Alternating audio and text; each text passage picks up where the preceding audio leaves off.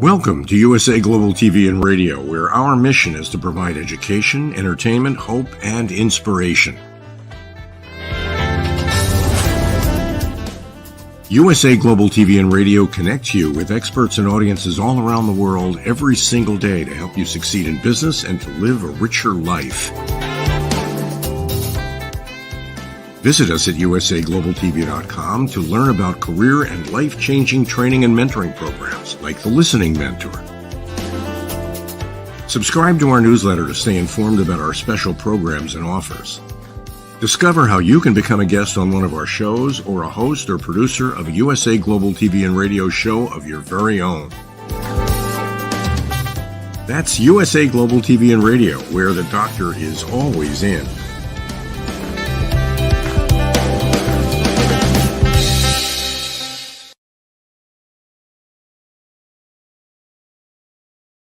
Good morning, good afternoon, good evening. This is USA Global TV and Radio. I'm Dr. Jacalyn Kerbeck, and our show today is the United Kingdom News and Culture. Joining me, of course, is our wonderful, esteemed panel. Let's bring them out. DIANN, FLOYD, BOEHM, welcome. Hi, Dr. Jacalyn. It's great to see you. Great to see you. Great to be on the bus with you, for sure. And let's welcome Helena Chard. Hello. Hi, hello. Lovely to see you both, Dr. Jacalyn, DIANN. You're looking beautiful from London. Yes. Oh, thank you. Fantastic. And also with us today, Mr. Ian Pelham-Turner. Hello. Good afternoon or good morning to you. I work in so many time zones now, so I feel like a time traveler. So it's wonderful to see you. It is wonderful to see all of you. You know, the show we just had before this one, Global Adventures, our guest was joining us from Australia at 2 a.m. Now that is a real commitment to education. That's Education. Helen and I know what that feels like. During the royal, first of all, the royal ceremonies, then the funeral. You know, we were working with Australia as well, and it is their favourite time of the day. For them is about 2 a.m. In fact, to a point where when I used to work with them, and this is outside as well. This is not in some warm studio. So 2 o'clock in the morning, and you're walking through a park in London, and I started to feel like Count Dracula at that time. I had bloodshot eyes, you know, and we were all dressed in black, obviously because of the funeral as well. And so sometimes I used to take them their sandwiches at night, the presenters, they were so thankful. They were starving by 2 o'clock in the morning, you know. So God bless. God bless Australia as well. Yes, for sure. When the mission is that important that we don't even realize what the time is, we just know that we have a purpose and we're just going to carry it out. Absolutely. So it's been a great week. So I know Helena's got some great stories as well today. Oh, there's always lots going on. There's lots of twinkly things, and obviously we're gearing up to the coronation, which is great. I think I was just studying. There's a lovely new emblem that's been designed for King Charles III, and obviously it's going to be a historic event, which is only months away, May the 6th. And this beautiful emblem, which we'll show shortly, was created by Sir Joni Ive. Now, I don't know if anybody knows of him, but funny enough, he actually is, or was, should I say, the chief design officer for Apple. But this was from 1997 to 2019. So he's designed this lovely emblem, which it's very much, he works with his, I suppose, company called Loveform, and it reflects the King's love of the great outdoors, nature, the natural world. And there's the 4 nations of the UK in it as well. So we've got 4 flowers, the English rose, the Scottish thistle, the Welsh daffodil, and also the Northern Irish shamrock.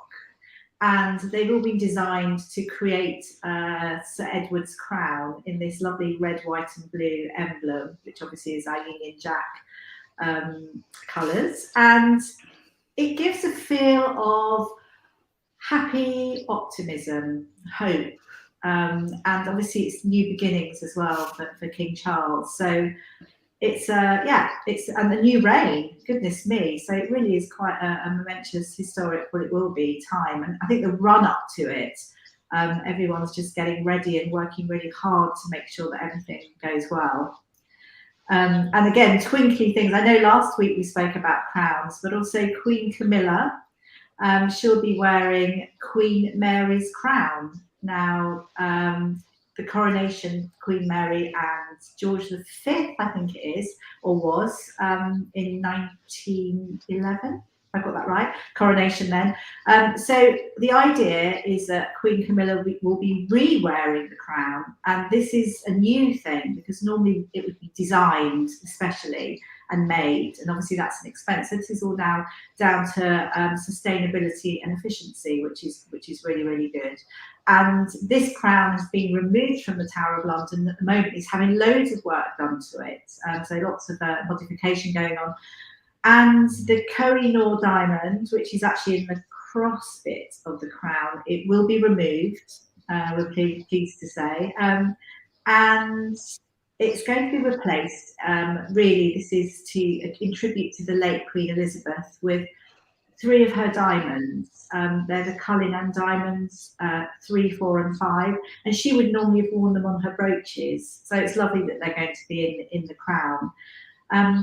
So that's another sort of little interesting bit of history that I love. And interesting about, I know we spoke about the Koh-i-Noor diamond last week, but so many countries have come forward to claim this diamond, which I find quite unusual. So we're all very excited. We do have a beautiful picture that you shared. Let's take a look.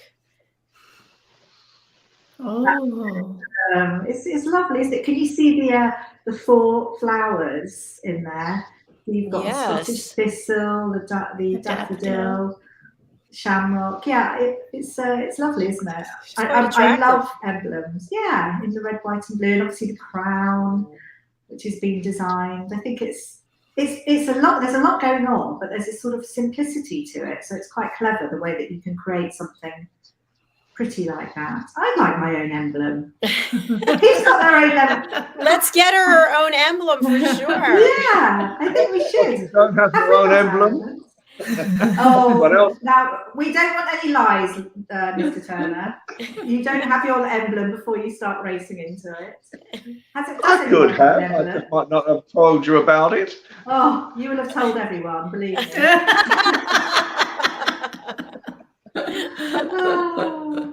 I love it. Yeah, it's quite attractive. It is, isn't it? I just, I think it's quite, I would love to have it. Your new logo, Dr. Jacalyn. Actually, when I was thinking about it, because you've got all the different countries and everything, there was something that reminded me of, having this. It's pretty. You've got all the different flags, international. Yeah, you just need to have there's definitely a synergy. You can definitely have your own logo for sure. why not?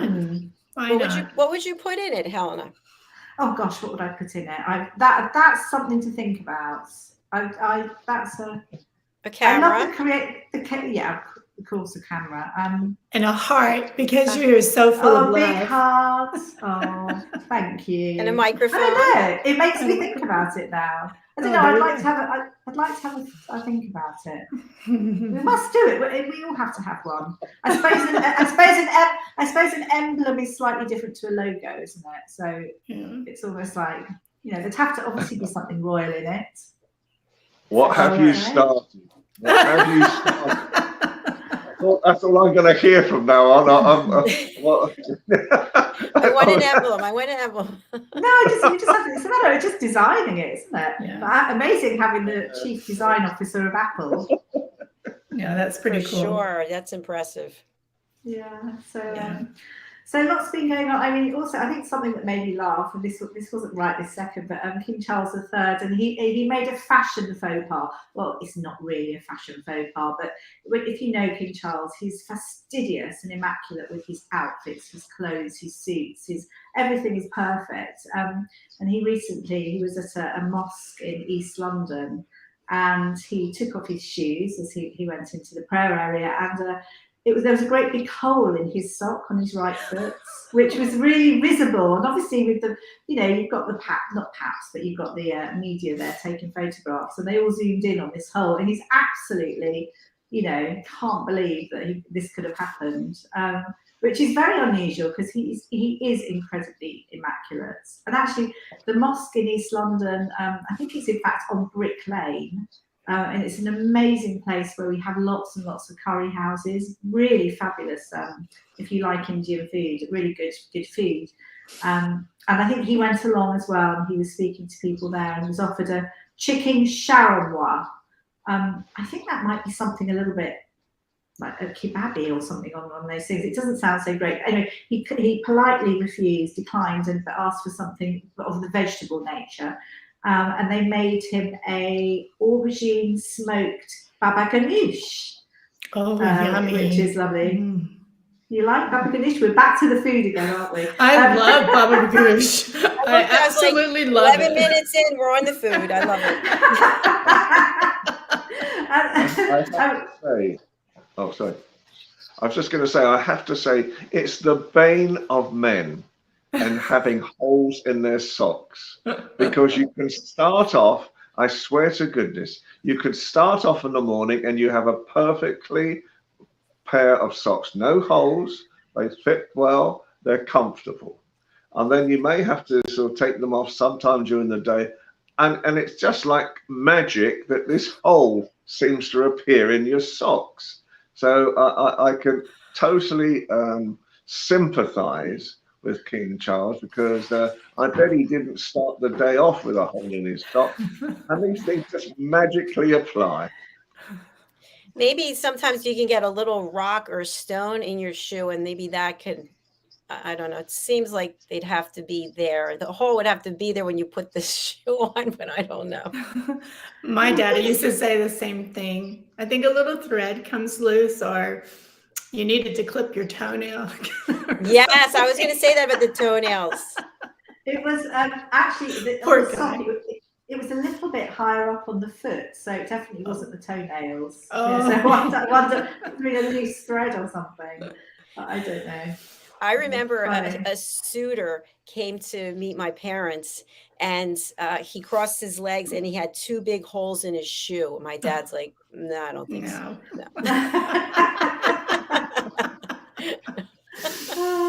Oh, goodness gracious. My goodness. So could you explain something to me? I had just heard before the show, for us people overseas, what I think they called the person the PM in Scotland, or first, anyway, who just stepped down. Does anyone? It's I'm just going to say, it's a shame that Simon's not on today. In fact, I wonder whether he's running to Edinburgh as we speak. That's what I was thinking. I see him in full kilt, cable in his hand, rushing to sort of trying to defend Nicola Sturgeon, who is the leader of the Socialist National Party, SNP, in Scotland, and she's the First Minister of Scotland as well. And she has just suddenly decided that she's had enough. And she's following the example of the Prime Minister of New Zealand by saying that she doesn't think she's got the energy anymore to put into a continuous situation. She will still remain as an MP in the Scottish Parliament, but she wants to give up her role as leader. And she just said that she just hasn't got enough energy anymore. And so it's quite an interesting day, for me, because this was suddenly announced at 11 o'clock this morning. And then, of course, all the attention sort of turned to her. On why she has done this, what's the cause of it. And although she explained that she doesn't have the energy anymore, people are wondering whether it's other things, who knows, these days. But I thought she was a very good leader. She was always, in there fighting you know, for Scotland and for independence in Scotland as well, because in reality, Scotland never voted for Brexit, but they were dragged into Brexit by the government, the Westminster government, which they've never wanted, and they've fought ever since to change away from United Kingdom, become a synonymous, autonomous country in their own right, without any interference from Westminster, and rejoin the European Union as well. So it's quite a big story today in Scotland and obviously in Great Britain as well. And obviously, by the sound of it, it's travelled overseas already. Yeah, it was headline news. Yeah, I saw it too. And the next Holyrood election, I think, is 2026. Oh, so it's quite a while, if I'm right there. Yeah, they're talking about. I mean, the reality at the moment is that they've been refused by the Westminster government to have a second referendum over whether they can leave the United Kingdom. And so they were going to use the next general election. I think it's 2024, actually. You could be right, Helena.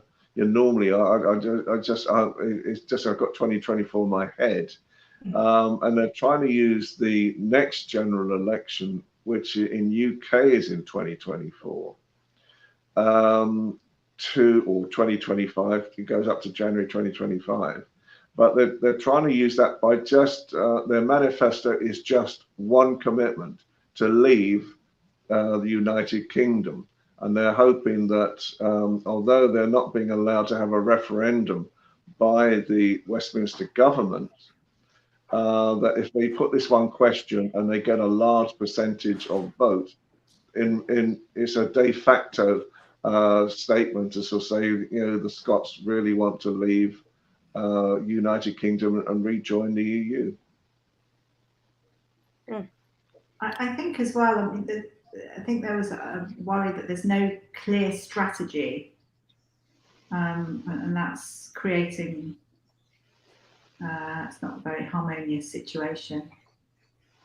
Is this an opportunity for Simon to fill in? Yeah, we need someone to fill in. But could that create a snowball of the rest of the countries that belong to the whole UK? Well, there's always been a feeling that Wales might have wanted to follow suit with Scotland as well. These countries were dragged into it. Northern Ireland, the same. You know, they were dragged into this thing. It was really England that created the massive vote, the 17.6 million vote.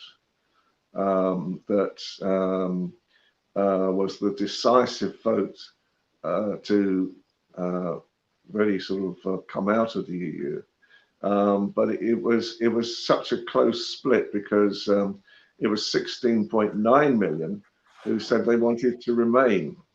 So it was only out of, what's that, 33 million in vote. There was only something like about 700,000 difference between staying and leaving. And so, you know, and a lot of the polls recently are now saying that a lot of the people who voted for Brexit now wish they'd never done that, and they feel like they were actually told versions of the truth, let's put it that way, to actually give them, to persuade them to actually leave the EU. And now, you know, our economy at the moment is not that good because of it, and so you know, that's why I think a lot of the time the more Britain can actually talk to the world, the better. And certainly the biggest thing that needs to be done is to sort out the Northern Ireland Agreement, because then your President Biden will then give us a trade deal with America, which is what we desperately need. Mm. Mm. You know, Brexit, we've lost basically something like 29 billion in investments, and everyone is just outraged, really, when you think about how much money that is. It's just, you know, I'm sure things will change, but it's just a terrific amount of money.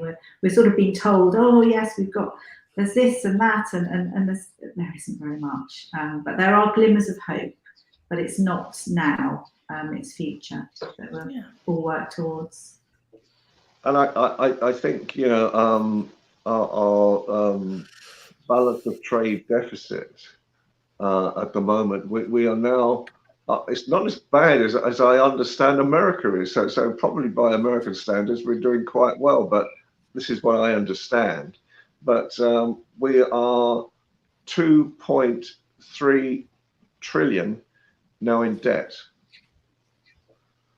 You know, and so it is, you know, and obviously what they're trying to do at the moment, there's a lot of tax issues going on where businesses are wanting tax cuts to actually help to reflate the economy, and the government saying we just can't afford to give you, you know, any benefits at all. And in fact, some of the benefits, we have a very, very expensive energy system at the moment that's costing a lot of money, and the government have been subsidizing the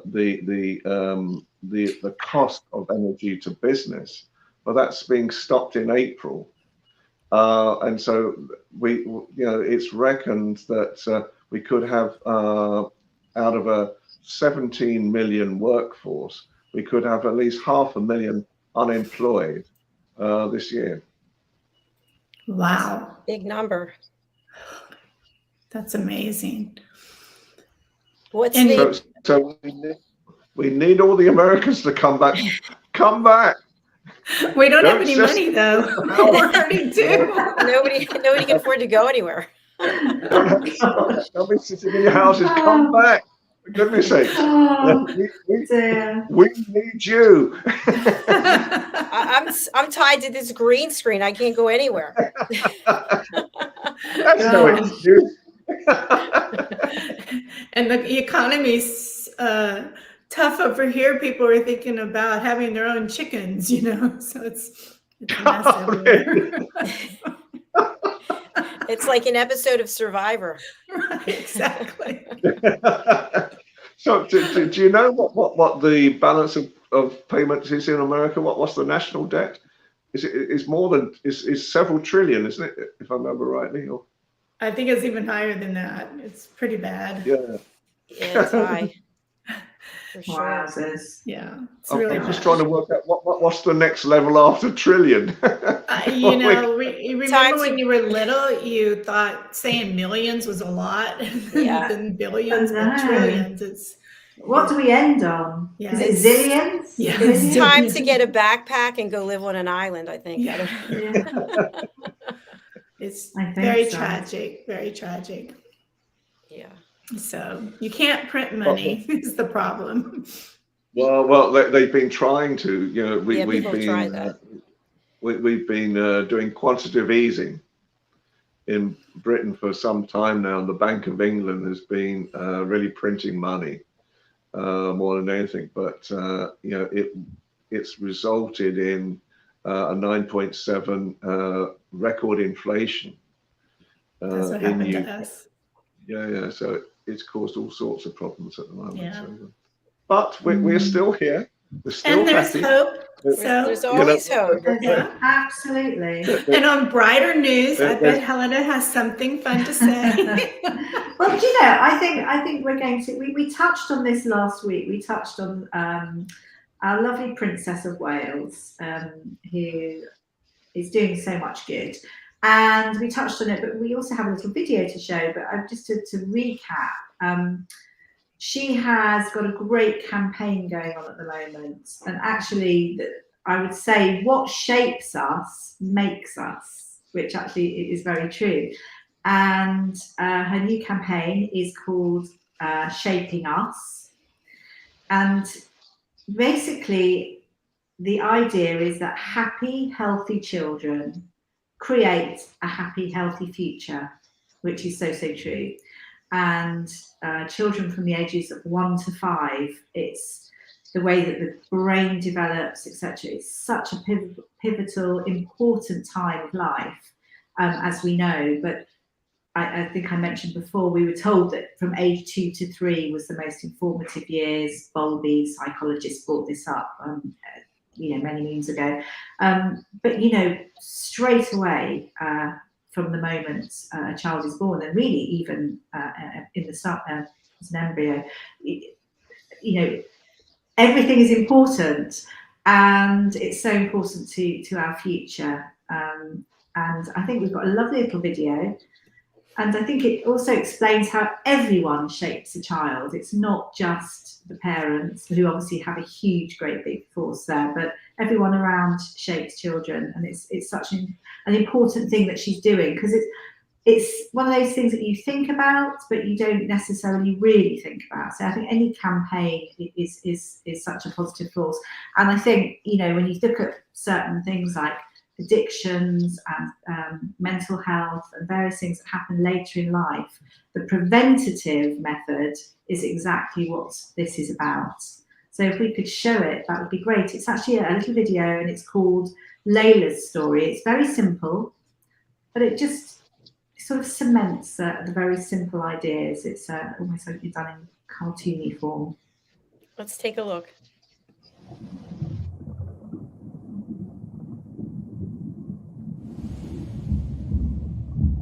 We can't wait to meet you. You've been very chatty today. We're only getting a few hours sleep. It's been tough. We can look after her this evening if you want. Would you like a song from Nana? Early in the morning, there's a whisper in the trees. Breathe a breath of me, my child. When the water dries, just cruise from the light. Can you say Dada? Breathe a breath of me, Did you hear her? my child. Are you going to catch me? Waking's never easy. Come on, you can do it. I love you. Mummy will be back this afternoon. It's okay to be a wee bit scared. Let's go say hi together. And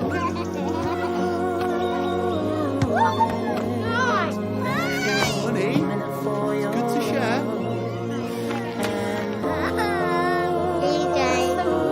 Come on, you can do it.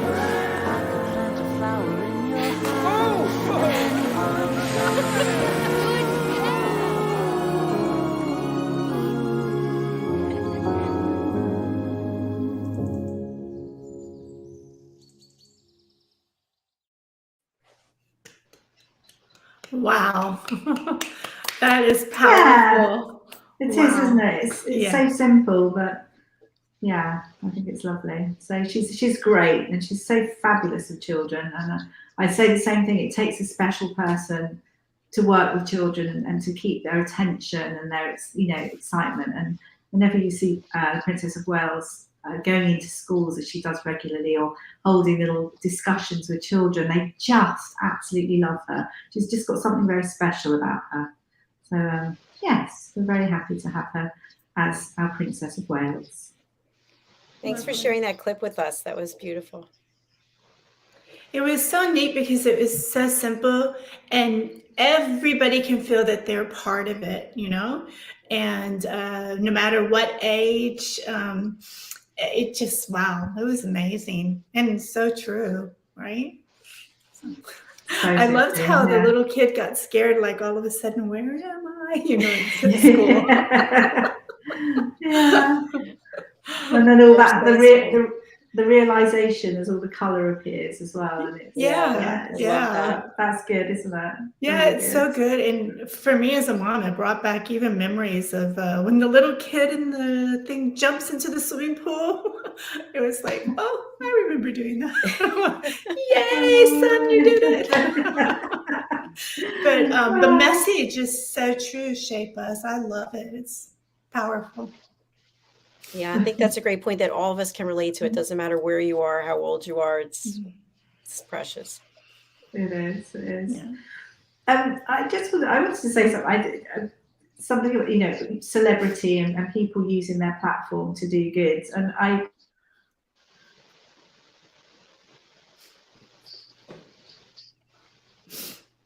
think she froze. She's frozen. She did.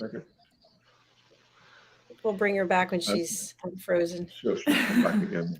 So just a quick one, because as you both know, but our audience probably didn't know, is that I've been in Lebanon last week in Beirut, and that was a very interesting experience as well. And I think you know, there's a lot of things going on there. I was with the award-winning filmmaker Daisy Gideon and her team to actually try and get the message of new hope, new beginnings in Lebanon at the same time. And there's quite a few British people out there trying to do the same thing as well. And at the moment, I was just saying before to Diane before I came on air, you know, a few years ago, the average wage in Lebanon was about $1,500 a month. It's now $40 a month. That's the average wage. And so I went to some of the what might have been considered more of the harder parts and tougher parts into Hezbollah territory as well. And you know, the biggest thing that I saw was that they're suffering. That they're really needing a lot more, but they greeted me, every person greeted me with a smile and kindness as well. And I think it's very important these days that, yeah, we have to think of ourselves, I get that, and we have to think of our futures. But from a level of peace and from a level of being able to help other people as well, there's so much else going on in this world right now that seems to remain unreported. People like Daisy are really trying to get the message out across the world about what is really happening within Lebanon at the same time. You know, and Beirut itself, it was a fascinating city.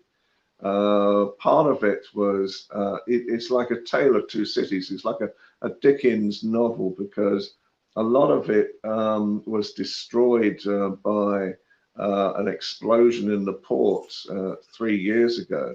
And there was a massive amount of damage, and several thousand people were killed because of this explosion as well. And yet, on the other hand, there's so much opulence as well, so much luxury in the city as well, with luxurious hotels, restaurants, and the same thing. And it really caught my imagination, and hopefully we're going back to sort of work more with them sometime in the future. And I think when we and there's so many Brits out there trying to help, so it's obviously something that's several Britons have taken to their heart, including the ambassador, the British ambassador, and so forth, on how the movement of trying to sort of change people's lives for the better. You know, there are simple things that can happen over there, but at the same time, there's so much political pressure and non-pressure as well. So I just thought it'd be, you know, perhaps just to drop that in whilst we're waiting for Helena again, that you know, these things can happen. Yeah, thank you so much for sharing about that that trip that you took with Daisy. I think we could have a whole show about that. Hi, Helena. Hi. Yes. You could do a host show about that and really, thanks, Ian, for sharing that. I think it's important for people to realize all the different hot spots going on in the world, and to think that someone's salary could go down to $40. You said a month, right? Not a week, a month. A month. So the average, and you see, how can people live? That is exactly the problem. You know, to actually get people to work, even with diesel, it's something like they have to spend $20 a month just to get to work. A loaf of bread is something like about $5. A bottle of water, because you can't drink the water, it has to be bottled water, is something like $7 now. You know, I think one of the most poignant things I remember was that I went to a Hezbollah enclave as part and parcel of the week. And there were 20,000 people in this village, 20,000 people in this one village, and they all had the same surname. They were all related to one another. It was the most incredible time. And we went to one house we'd been told was a safe house, that nothing would happen to me, because I was going into perhaps territory that sometimes might have caused issues. And they had been baking for 3 days to actually produce this wonderful meal for us. And about 30 of the family turned up as well. And they were so interested in Britain. They were so interested in, you know, what is going on. And really, I think journeys like mine, I hope, gave them hope that people actually do care. Wow. Sounds like an experience. What an experience. Talking of Beirut and everything, Keanu Reeves, the lovely Keanu Reeves, he's actually from Beirut, which actually leads on, I think, although grew up in Canada. But talking of random acts of kindness and how celebrities can use their platform for good, which is just so important. I mean, we do talk sometimes about Tom Cruise, and, you know, sort of been adopted as the darling of the UK, you know, for the UK. But I think for me, Keanu Reeves, such a lovely guy in every way. He recently, why I'm bringing him up as well, is that he recently, he's known to surprise people in the UK when he's filming, or when he's over here.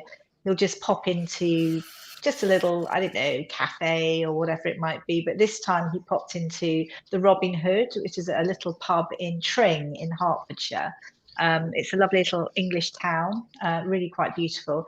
And he just rocked in, you know, and obviously the people there, the staff and everyone were like, oh my God, I can't believe it. And he sat down and he ordered fish and chips. We were very known for our fish and chips. In fact, I think he ordered a second dish as well, because he just wanted to try it. But he just gave so much. People were so excited to see him, and he was lovely and polite. He, you know, spoke to everybody and thanked the staff, and people just couldn't believe it. He's known always to give so much money to, I think, to children's hospitals, and to actually, in fact, to so many people. In fact, I think, isn't it him that he actually gave a lot of his fee on a film? He decided to give to the other people that were part of the film, gave them the most amazing money, and he took a great big cut. He just is. I think the thing about him is he's a great guy. He doesn't go out of his way to get attention, and he just doesn't take himself too seriously. So his whole ethos is about giving. So he was worth a shout out. Absolutely. Lovely guy. He's pretty cute too. Let's not forget that, Helena. He is very, I have to say, he is very cute, isn't he? He's a very nice guy. Yeah. Drooling. Calm down, ladies, calm down. My heart beats still. No, he's known for having a huge heart. And yeah, the film you're talking about, if I read it correctly as well, he took a huge cut and gave set designers, you know, the prop people, everyone, because they were still hurting from the economic times. And he made sure that they had money to pay some of their bills. Well, incredible person. Gotta love that.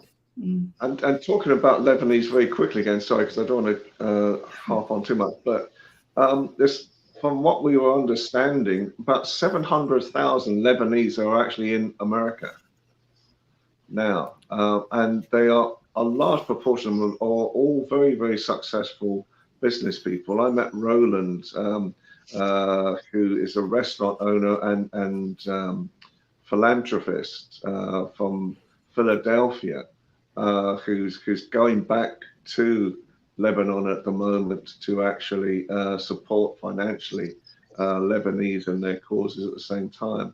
So I can understand with Keanu Reeves, it's part of their DNA to be very nice, very good-hearted people as well. Do you know the name of that restaurant? In Philadelphia? No, I'm sorry. I don't have all the details.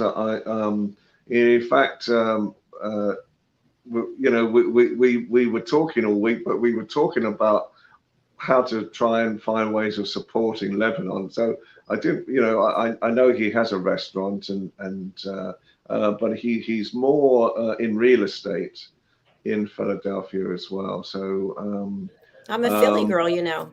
I'm from Philadelphia. Well, he may be coming to Florida as well, because he found out I was coming to Florida next month. So I think he's going to pop over because he's got his own production company. So I think he's popping over to Florida as well. So who knows? There might be a meetup. Sounds fantastic. We'll have to film it. You know what? I'm just looking at the clock. Our show it's over already. Where did the time go? Oh, I don't know. It's always so much fun and so much to learn and share. Absolutely. Yeah. So, well, I'm sorry about that. We're going to have to close out. Our next show is coming up. So as we always do, we'll just go around and give some words of affirmation, hope, inspiration to our audience. And we'll start with DIANN. Oh my gosh. Actually, what I'm hoping is everyone that's listening could stay tuned, and maybe Ian, you can find out after you learn more ways that any of us around the world can help those in need. All right. Yep. Thank you, DIANN. That was lovely. All right. How about over to you, Helena? I would say that just really, you know, just to be aware, we have to be so thankful, don't we? Just be aware of what's going on in the world. You know, Turkey, Syria, earthquakes, you know, you name it. There's lots of countries in need. There's lots of people that need help. It's just being mindful. And I think making meaningful choices every day and basically finding gratitude in everyday life is so, so important. Excellent. Thank you. And over to you, Ian. And just a last thought. This week, I started talking, and Helena's going to be talking as well, to a chef. He's a very famous chef called Jameson. And it was something, all the time I was watching this show, I was racking my brains because I knew I had something to tell DIANN. And it's just come back to me, thank goodness, in time, is that he's going to write a menu book, a recipe book, for children so they can cook food as well, almost to a cordon bleu standard. So I just thought that was a great idea. And sorry, I've just remembered, you know, my memory. But I think the reality this week is, you know, you come back from places like Lebanon and you come back to London where there is an abundance as well. And in reality, never forget, there's a lot of people less fortunate than yourself, you know, and how we can actually help them through shows like this is very important. Wonderful. Thank you for sharing that. And also, DIANN and I have a new show coming out that's called, and Ian, you probably recognize the name, Once Upon a Time. So we'd love to have that chef come on the show, since Ian actually thought of the name. So that would be fantastic. And I'll just share that we can't control other people's behavior, but we can control how we show up. So I found this lately. I've had to take Philip Sykes' 6-second rule, maybe to a 20 seconds before you respond to someone else, because we don't know what someone else is going through. And many times people don't tell us what they're going through, and they react in a certain way. And then we take it on like, oh, they're this and they're that, but we don't know what they are at all. So let's just give each other grace. That's what I would say. Absolutely. Beautiful. All right. Our next show is coming up, and the title is I'm Spiritual, But, and it's with Ann Scotland and Dr. Roger Leslie. I'll be behind the scenes producing. So thank you, everyone. Thanks for being here. Thank you to our esteemed panel, and hello to Simon McDonald. We're sorry that you're not with us today, but we can see you jogging around in the kilt, and that makes us so. On that note and that visual, we will be saying goodbye for now. Bye, everybody. Bye. Bye. Bye.